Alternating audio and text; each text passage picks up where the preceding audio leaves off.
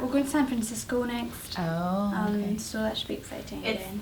very fun. I lived love there for San 2 years. Francisco. Oh, really? Uh-huh. Should I sit closer? I love it. I'm from Northern California, Oh, right. so San Francisco's like a second home for me to go there all the time on the weekends. You'll love it. Oh, Have you ever Sounds been fun. before? Yeah, I was there at Christmas time for a couple of days, but I'd love to go back. Can't wait to go back. So, It's gonna be nice. yeah. So you've been here quite a bit then. 6 so- days. Well, 6 days here, but then I was here at Christmas time again. But back and forth. Yeah. Okay. Got it. So cool. Are you recording most of your music here? Or Well, mostly down in Glasgow or London. We do bits and bobs. I've done like a little bit in New York, some here, just finishing off tracks and things like that. Cool. We're ready. all right. So again, just kind of repeat what I'm asking you as a question. First, can you tell us where you're from and a little bit about where you're from? Well, I am from Glasgow, just outside Glasgow in Scotland. It's always damp and cold. It's very different here. Lovely sun and weather. Oh my God, can I please do that again? Sure, of course. Well, And you can talk to me. Sorry, I should have told you that too. Okay. Well, I'm from just outside Glasgow, in a little village called Clurn. It's in the countryside, very different compared to here. It's very cold and wet all the time, and it's lovely to be here in the sun. Nice change compared to Glasgow, but it's lovely. It's nice. How did you get started in music?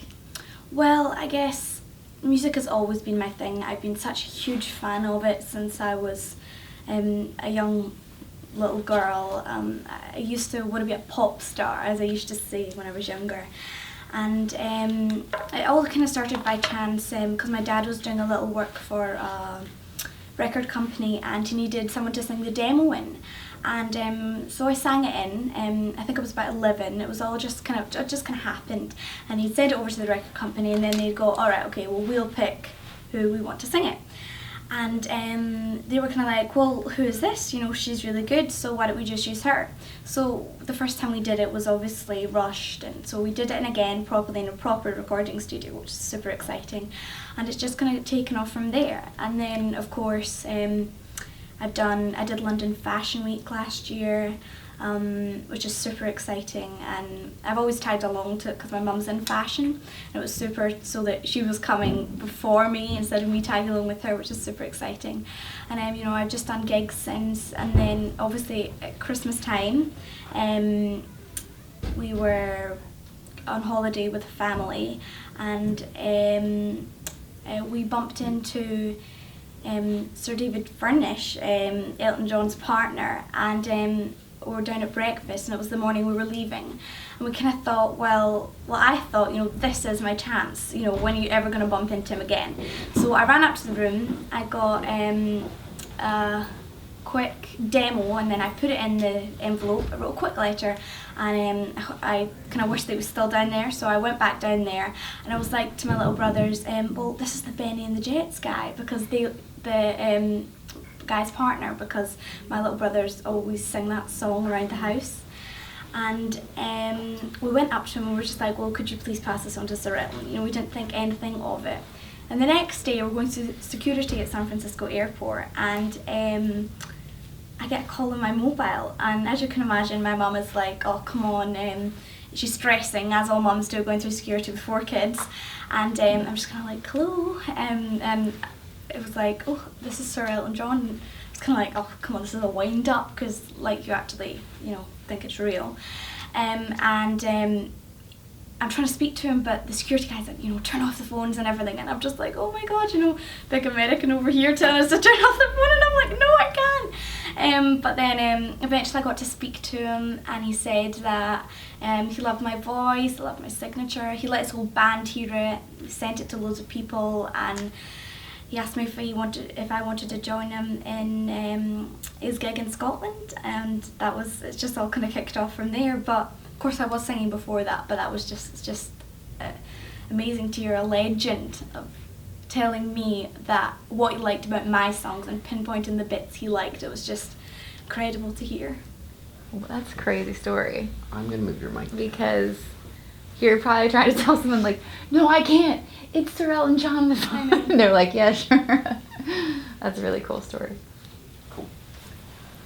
How do you describe your sound? Well, it is the Talia Storm sound. You know, it's soulful R&B, and I guess my whole life I've been brought up listening to jazz, as my dad's a jazz pianist, and you know, Stevie Wonder, Whitney Houston. You know, we listen to them every time in the car, and because I've been brought up with that, that's just kind of like brought to my sound, and you know, it's just the Talia Storm sound, I guess. And what is your favorite Elton John song, would you say? Well, I think it'd have to be Your Song. I do love that one. I know everybody loves that, but I also like Benny and the Jets, because my little brothers, you know, we always play that in the car, and they know all the words. It's so funny to listen to.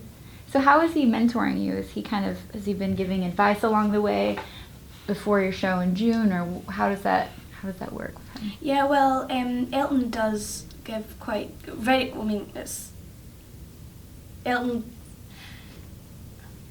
Elton does give amazing advice, because, you know, on the phone he tells me what he likes about my songs, and because he's been through it, and you know, he's a legend. I mean, he's been through it all, and he tells me, he kind of guides me in a way and tells me, you know, this is what you should do, this is what you shouldn't, and it's really amazing to hear that, you know, that a guy I've been listening to on the radio since I was like 5 it's just crazy.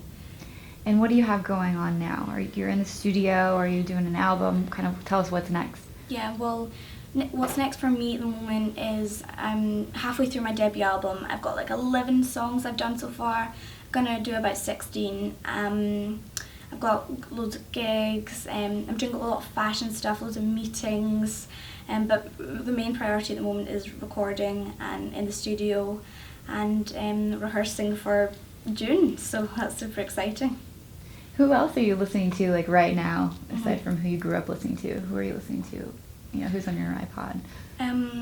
Well, I listen to a lot of Jill Scott, Erykah Badu, because I was brought up with all this kind of jazz, R&B, you know, it's kind of stuck with me and I love it. Jill Scott and Chrisette Michele have to be my favourites. When I was 11, my first live song I sung was called If Nobody Sang Along by Chrisette Michele, and I've just kind of done songs like this since, and I love singing them, listening to them, and you know, I just love the soul, so it's cool. I just want to get a separate piece on kind of like how, I know you talked about it, but just tell me how Elton John kind of came into your life, I guess, basically. I know it was through his partner, but can you kind of just talk about that portion of it again, please?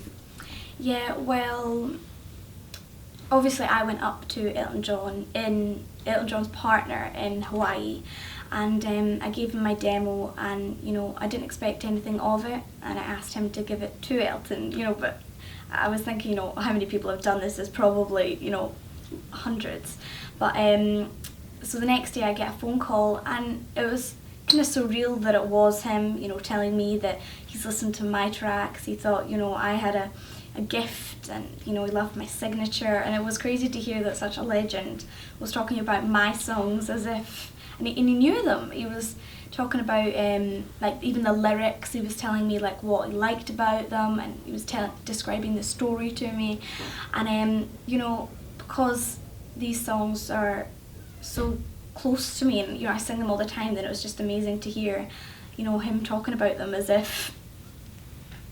Perfect, thank you. And will you tell everyone where they can check you out? Yeah, I have Facebook, Talia Storm.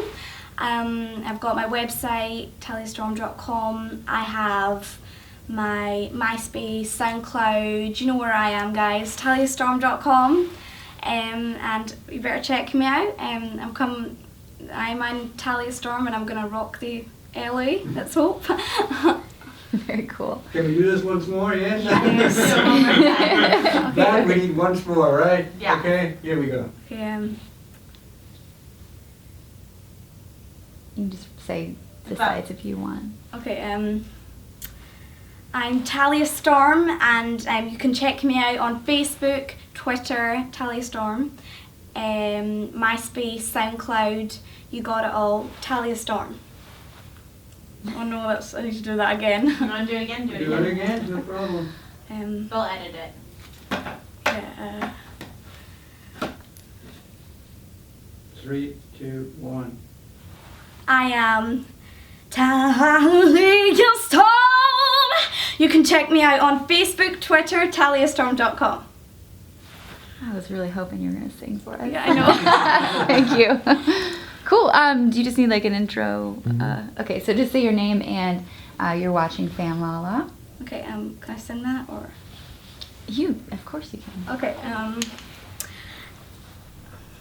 I'm Talia Storm and you're watching Fanlala. Should I do that again? Fanlala. Fanlala. Yeah. I said Fanlala. It sounded great, but That's, well, pretty close. pretty close. We take it, but yeah, we'll do it one more time. Thank you.